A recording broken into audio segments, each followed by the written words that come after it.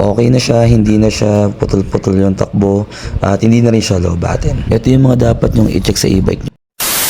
Okay mga ka-e-bike, another episode na naman tayo. Another repair. Meron tayo ditong e-bike na ito. Kita nyo naman yung issue niya. 50-50 na siya. No? Ayan no, mamatay na siya.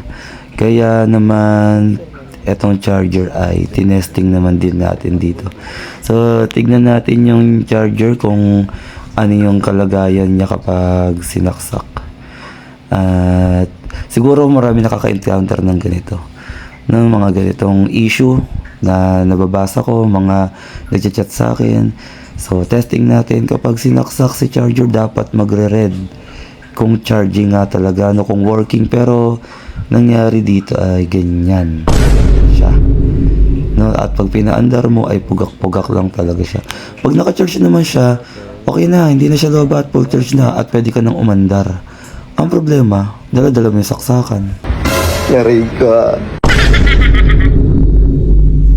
So tuturo natin kung paano yung unang proseso sa check-up. So syempre, dito tayo sa power supply. Pupunta tayo sa battery. Unang bungad natin and boom. So busog siya. So kita nyo naman, lumobo yung mga per piece ng battery niya. At kahit hindi mo na i-tester, ay matik na papalitan na natin yung battery. Kaya naman umorder na tayo. One eternity later. At pagkalipas ng ilang taon, dumating na rin ang ating ipapalit na brand new battery. Original Channing 25 ampere. At eto na, unbox tayo ng battery ni customer.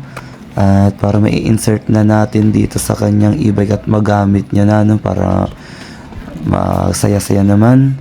Ito brand new at ito naman yung code ng battery yan. Ayan ang code ng battery, 2026 manufacturing. Okay.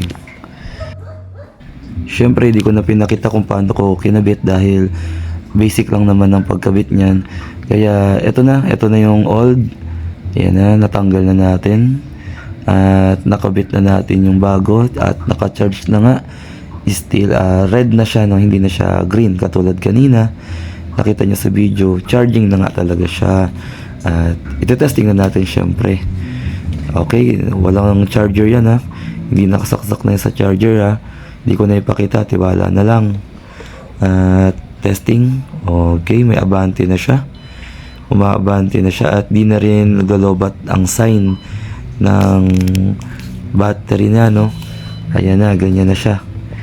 At may atras, may abante.